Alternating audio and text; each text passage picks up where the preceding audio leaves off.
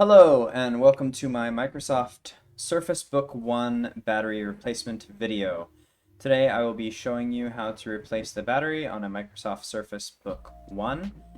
I am not a professional. This is something I like to do for fun at home, and someone had one of these Surface Books where the battery had swollen, which is a very common issue with Surface Book 1 and 4, although it does happen to other ones as well. They didn't want it, so I went ahead and took it from them and decided to repair the battery myself. So this is a relatively cheap fix. I got this battery for, I believe it's around $40 on the internet. And you just want to make sure you get the right type of battery. The part number was different. However, the output on the power and input and all of the important numbers were the same. So the way you're going to want to do this is to separate the screen from the body. And you'll need a spudger to insert into that crack. Now, if your battery is swollen, you should have no problem getting it started because it may split the screen from the body. I did this one ahead of time to save time. Here you can see the screen, how it did look even before I separated the screen from the body. It was already popping out, and there was already a gap. So I didn't need to use a heat gun or anything like that, although I would recommend using a heat gun to soften the glue. So you want to be really gentle when you're doing this, and you want to make sure not to insert the spudger too far. Here you can see you can get your own spudger for relatively cheap online. The card was the most effective tool that I used for this repair. And again, you don't want to go in too far, just enough to separate the glue. And if you heat it up, it'll make your job a lot easier.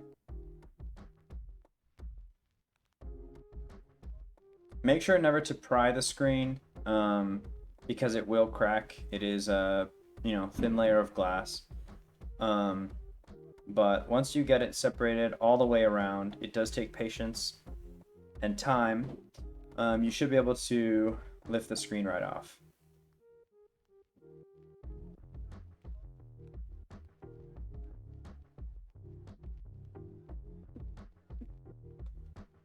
So here you can see the inside of the computer. This is a pretty difficult repair.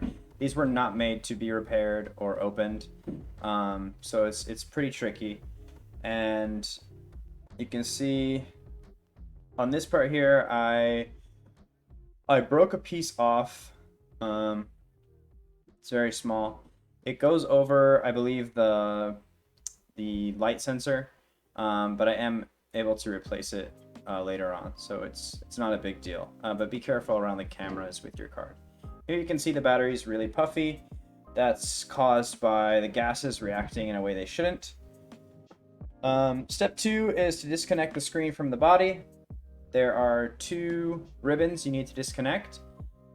I would suggest using a plastic tool for this, not metal. You don't want to bend or scratch anything. As you can see, I did use metal pliers. There's an initial metal piece that's covering the ribbon connection, so that's what I'm taking off with the tweezers. And once I get that off, I use that plastic spudger. The ribbon connectors come off very, very easily.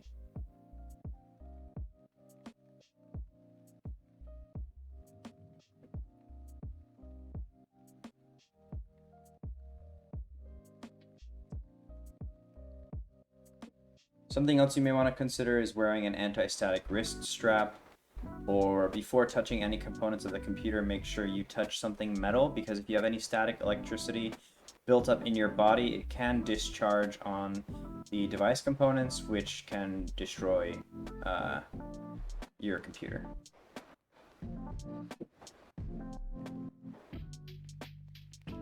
So here again, I'm using the metal tweezers just to pry up an edge of these metal shieldings. They're pretty much just crimped on, so there's no screws or anything to remove. You just need to pry up an edge and then you can get them off and detach the ribbons, which will free the LCD screen so that we have more access to the body of the tablet, really.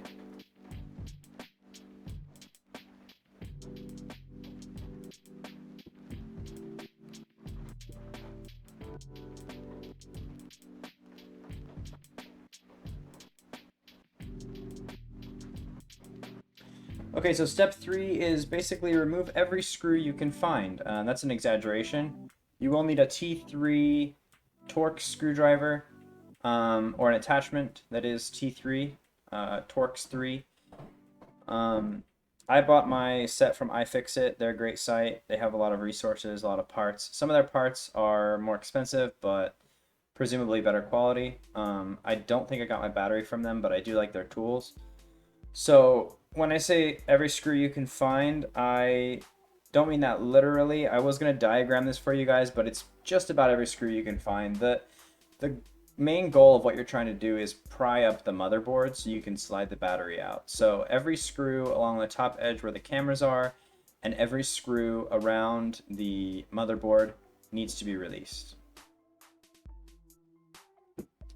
So here I'm starting to work the battery. And I actually should not have used the metal tool. What ended up happening was I cut through the foil. But on to step 4, disconnect the charging port. That was 2 screws and then kind of just pushing and pulling it out of there. And that's so that, again, you can lift up the motherboard.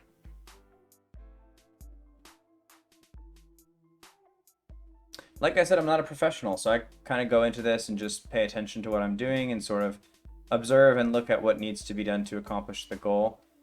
Here I'm pulling up some tape for one of the side connectors. There's 3 different connectors that popped out on their own, and later I had to replace them. As I was lifting up the motherboard, they detached on their own, but you could detach those intentionally if you like.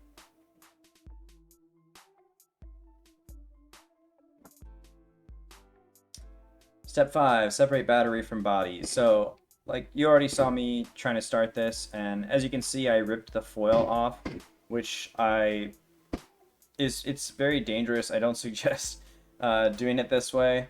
I would probably have done better to stick with the plastic card, because that was not ripping the metal from the battery. But you can expose dangerous chemicals, and you know these things can catch fire, and just be very careful with the batteries. I actually smelled a really strong smell when I first punctured the battery, so I let it air out and I turned on a fan and stuff. But yeah, your goal is just to slide this out through the bottom. So this turned into quite a mess. It's separating in the middle and everything, but I eventually do get that out just by lifting up the motherboard and then sliding it out the bottom. And then the new battery goes in the same way. Just lift up the motherboard, slide the new battery in, and it's all good. So here I'm reconnecting those small connectors that came detached when I was prying up the motherboard. Okay, step 6. New battery is in, and just put all the screws back in. So I kept my screws on a magnetic board, as you can see there, and that helped me to know which ones went where. I also used a 3mm double-sided adhesive tape, and put that along the edge where I had removed the old glue. This didn't turn out to work, so I would suggest reapplying your own glue or reheating the old glue. But from here on, it's just pretty much replacing all the screws and making sure all the connectors are connected back together. Everything you took apart, just put it back together. Okay, so everything is working well on this Microsoft Surface Book. The only issue I've been having is that the screen is not sealed properly. So you can see here it's popping out on its own. The 3mm adhesive tape that I used was not sufficient to seal the gaps here. So maybe a little hard to tell, but this is popping out on its own. So what I should have done is used a heat gun like this, and I got this on Amazon for around 30 bucks, and heat the edges of the screen to melt the existing glue when I removed it. The reason I didn't use it was because there was already a gap created by the expanding battery. So what I'm going to try to do now is add some more of my own glue and use the gun to heat the residual glue from before to reuse that. So I'm gonna do that now. So this is the glue that I have. I got it off of the internet. I did some research and someone said they were using this for DIY electronics repairs. So here's hoping that it's the right kind of glue. This does dry very quickly, so I'm going to try to work fast.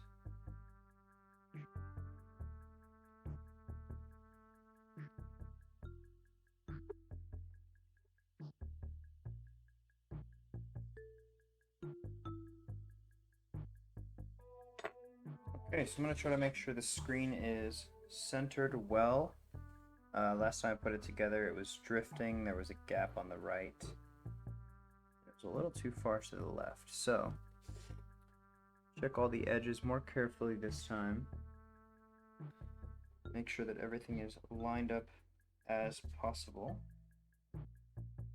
And then we're going to compress. A little bit squeezing out on some of the edges, that's fine. This glue does dry quickly into kind of a rubber-like, like a silicone rubber-like material. So I want to make sure I get it pressed down all around the edges before it hardens to the point where I can't seal the screen properly. So now that I have it pressed down around the edges, I'm going to apply the heat gun. Hopefully that will also reactivate the old glue that Microsoft originally put on this machine. And that will add some added strength and durability as well.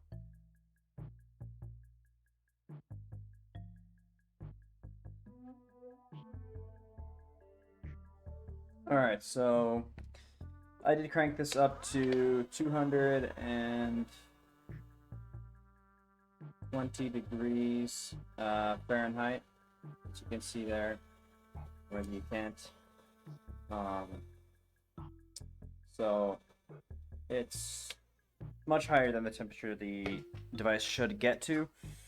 Since I wanted to do it quickly, I increased that. Hopefully there's no consequences. I believe that the edges of the device should be around 90 degrees Fahrenheit to make the glue malleable. Try not to exceed that temperature. And I will be placing some books on top of this, not too much weight, and mostly around the edges, just to make sure that it stays compressed as the glue dries, and as the old glue dries, and as the new glue that I applied dries as well. And hopefully that'll work just great. Thanks for watching. I hope this was helpful or interesting to you guys. If you'd like to see more, leave a comment. Bye.